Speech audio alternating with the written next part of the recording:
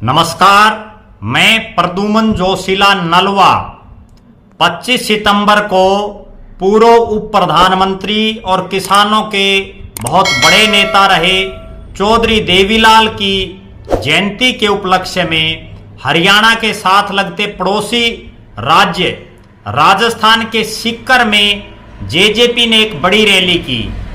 JJP की इस rally के बाद न केवल हरियाणा प्रदेश बल्कि राजस्थान में भी ये चर्चा बड़ी जोरों शोरों से चल रही है कि ओम प्रकाश चौटाला के बेटे चौधरी देवीलाल के जो पोते हैं अजय चौटाला की ये मनसा है, जेजेपी की ये मनसा है कि अजय सिंह का एक बेटा हरियाणा में डिप्टी सीएम है और दूसरा बेटा साथ लगते पड़ोसी राज्य राजस्थान में डिप्टी सीएम बने। इसके पीछे के कई लॉजिक हैं। कारण यह है कि इनेलो में दो फाड़ होने के बाद जब 2018 में जेजेपी अलग बनी तो किसी को ये नहीं लग रहा था कि इतने कम समय में जेजेपी पार्टी इतनी ग्रो करेगी और हरियाणा में उप मुख्यमंत्री जैसे पद पर उसका नेता पहुंच जाएगा। लेकिन राजनीति में समय, स्थान और परिस्थितियों के हिसाब से हालात बदलते रहते हैं। वही हालात बदले, बीजेपी को बहुमत नहीं मिला और 10 सीटें लेकर के जेजेपी सरकार में शामिल हुई और दुष्यंत चौटाला डिप्टी सीएम बने। अब वही सेम ख्वाहिश राजस्थान में भी दिखाई दे रही है जेजेपी की, चूंकि हम सबको और आपको भी पता है कि जेजेपी राजस्थान में पहली बार चुनाव लड़ रही है। अपने उदय के बाद, हरियाणा के बाद वो राजस्थान में एंट्री करने जा रही है। और राजस्थान में आज के जो हालात हैं, 200 विधानसभा सीटें राजस्थान में कुल हैं, 101 के जो बहुमत का जादुई आंकड़ा है वो है। अगर हम पिछली बार का इतिहास देखें 2018 के चुनाव का, कांग्रेस सबसे बड़ा दल बना, कांग्रेस को 100 सीटें मिली, बहुमत से 1 सीट कम रह गई। बीजेपी जो पिछली बार सत्ता में थी वो सिर्फ 73 सीटों पर रह गई, 13 निर्दलीय जीते। बहुजन समाज पार्टी ने भी एक अच्छा खासा वहां अपना प्रभाव दिखाया और 6 विधायक बने। हनुमान बेनीवाल की आरएलपी के 3 विधायक बने, माकपा के 2 बने, भारतीय ट्राइबल पार्टी जो है उसके 2 बने और राष्ट्रीय लोकदल का 1 विधायक बना। कुल मिलाकर के बहुमत किसी को नहीं मिला, कांग्रेस 1 सीट से बहुमत से पीछे रह गई। इसके बाद अशोक गहलोत मुख्यमंत्री बने।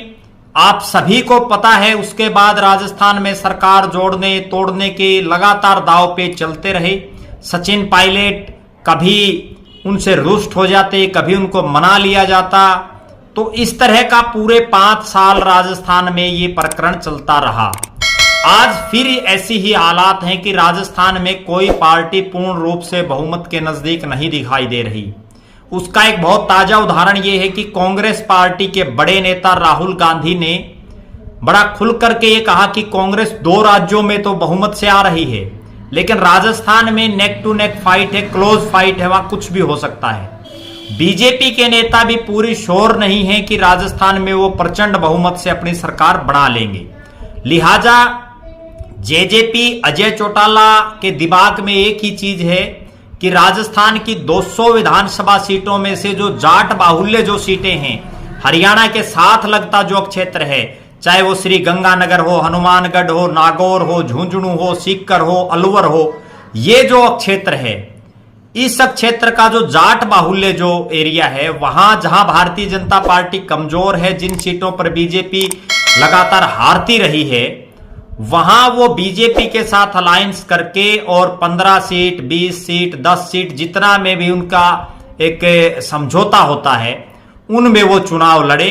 उस समझौते के तहत आज हालांकि जेजेपी के पास वो कोई मजबूत चेहरे राजस्थान की धरती पर नहीं है, लेकिन जब बीजेपी और कांग्रेस वहां अपने अपने प्रत्याशियों को उतारेगी तो जैसा हरियाणा में हुआ, बहुत से नेता जिनकी टिकटें कटेंगी वो कूद करके जेजेपी में चले जाएंगे। हरियाणा में भी पिछली बार ऐसा हुआ। बहुत से ऐसे चेहरे, चाहे देवेंद्र सिंह बबली की हम बात कर सकते हैं, जोगीराम सिहाग हैं, राम कुमार गौतम हैं, मास्टर ईश्वर सिंह हैं, रामनिवास सुरजाखेड़ा हैं, ये तमाम वो चेहरे थे जो आज विधायक हैं सरकार में, लेकिन ये उससे पहले जेजेपी में नहीं थे। ये इनेलो में भी नहीं थे, किसी अन्य दल में, कांग्रेस में, कोई बीजेपी में, वहां से जब टिकटें कटी तो ये कूद करके जो है जेजेपी में आ गए और विधायक बन गए और इन्हीं के दम पर दुष्यंत चौटाला डिप्टी सीएम बन गई। अब वही सेम सिनेरियो राजस्थान में हो सकता है जब नवंबर के आखिरी में या दिसंबर के शुरू में चुनाव होगा। सिनेरियो ये होगा कि जिन नेताओं की बीजेपी और कांग्रेस टिकट काट देगी वो जेजेपी में कूद करके जाएंगे। उनमें से अगर जेजेपी के खाते में हम मान के चलते हैं 15 सीटें भी बीजेपी देती है और उन 15 में से अगर 5-7 जेजेपी जीत जाती है तो वही एक जो है राजस्थान की जो होती है, जैसे हरियाणा की सत्ता की चाबी जो है वो जेजेपी के पास है, वही सेम सीन राजस्थान में हो सकता है। तो निश्चित रूप से एक बेटा अजय सिंह का हरियाणा में डिप्टी सीएम है, उनकी दिली ख्वाहिश है कि दूसरा बेटा राजस्थान में डिप्टी सीएम बने। उसके पीछे कई और भी कारण हैं। जब से हरियाणा में दुष्यंत चौटाला डिप्टी सीएम बने हैं तभी से जेजेपी की नजरें राजस्थान पर थी और विशेषकर दिग्विजय चौटाला की। दिग्विजय चौटाला ने पिछले साल जब इनसो का जो स्थापना दिवस है वो भी उन्होंने जयपुर में मनाने का काम किया। इनसो के कई बड़े बड़े कार्यक्रम उन्होंने जयपुर में किए, राजस्थान की राजधानी में। और अभी ताजा उदाहरण 25 सितंबर को जब उन्हें हरियाणा के किसी हिस्से में रैली करनी थी तो भी उन्होंने राजस्थान के सीकर को चुना और सीकर में उन्होंने बड़ी रैली की। हालांकि रैली में जो है धर्म के नाम पर भी लोगों को वहां जो है नारे लगाए गए, धार्मिक नारे, और ये संभवतः पहली ऐसी रैली होगी जिसमें इतने बड़े स्तर पर धार्मिक नारे लगाए गए। उसमें विभिन्न देवी देवताओं के जय जयकार उस रैली के अंदर की गई। अक्सर हम देखते हैं राजनीतिक रैलियों में नेताओं की जिंदाबाद होती है, नेताओं की जय होती है, लेकिन सीकर की ऐसी रैली रही जिसमें देवी देवताओं के जय जयकारे लगे। इसके अलावा वहां बड़े बड़े कलाकारों को बुलाया गया भीड़ इकट्ठी करने के लिए, लोगों को आकर्षित करने के लिए, और यही सब कुछ हरियाणा में भी दुष्यंत चौटाला ने किया था। जो मैनेजमेंट हरियाणा में दुष्यंत चौटाला ने की थी वही वो अब राजस्थान में कर रहे हैं। जब 10 सीटों के बल पर वो हरियाणा में डिप्टी सीएम बन सकते हैं तो राजस्थान में तो और ज्यादा क्लोज फाइट है। अगर वहां जेजेपी के 5-7 विधायक भी जीत जाते हैं तो निश्चित रूप से दिग्विजय चौटाला वहां डिप्टी सीएम बन सकते हैं और उसी के चक्कर में ये सारा सिस्टम जो है हो रहा है। वरना दुष्यंत चौटाला हरियाणा को छोड़ करके, अजय सिंह चौटाला, दिग्विजय चौटाला हरियाणा को छोड़ करके राजस्थान में क्यों घूमे, क्यों लोगों के बीच में रहें। अब मैं आपको 2-3 ऐसे उदाहरण और बताना चाहूंगा जो ये दर्शाते हैं कि चौधरी देवीलाल का परिवार हमेशा से अपने आप को हरियाणा से बाहर भी अपना फैलाव करना चाहता है राजनीतिक रूप से, और उसी का एक परिणाम था कि 1989 में चौधरी देवीलाल ने 3 अलग अलग राज्यों से चुनाव लड़े। हरियाणा, राजस्थान और पंजाब से चुनाव लड़ा। बेशक वो पंजाब में चुनाव हार गए, लेकिन सीकर से वो चुनाव जीते, रोहतक से जीते और सीकर से चुनाव जीत करके वो देश के उप प्रधानमंत्री बने। उन्हीं के पोते अजय सिंह चौटाला ने अपना राजनीतिक जीवन राजस्थान की धरती से शुरू किया। वो अजय सिंह चौटाला 1990 में दातारामगढ़ से विधायक बने और उसके बाद 1993 में वो नौहर से विधायक बने। इसके बाद 2003 में जब इनेलो हरियाणा में सत्ता में थी, चौधरी ओम प्रकाश चौटाला के प्रदेश के मुख्यमंत्री थे और अजय सिंह चौटाला पार्टी के फैलाव में लगे हुए थे, तब भी इनेलो ने राजस्थान में चुनाव लड़ा और 4 सीटें उन्होंने जीती। 4 विधायक जो है राजस्थान की धरती ने उनको दिए। अब जो बहुत बड़ा प्रश्न ये है कि 25 सितंबर की रैली के बाद लगता ये है कि अगले जो 2 महीने चुनाव तक दिग्विजय चौटाला तो विशेष रूप से राजस्थान में ही रहेंगे। उनकी पूरी जो टीम है हरियाणा प्रदेश की वो राजस्थान के जो जाट बाहुल्य क्षेत्र है, जहां चौधरी देवीलाल का एक अपना नाम है, एक रसूख है उनके नाम का, वहां उसको भुनाने का वो प्रयास करेंगे।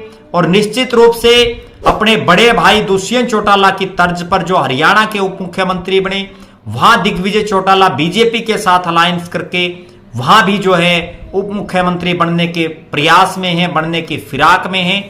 अब परिणाम क्या होगा ये तो आने वाला समय बताएगा, लेकिन दोनों भाइयों की जुगलबंदी ने इतना तय जरूर कर दिया है कि परिणाम चाहे कुछ हो, लेकिन राजस्थान के एक बहुत बड़े क्षेत्र में हलचल जरूर जेजेपी ने मचा दी है।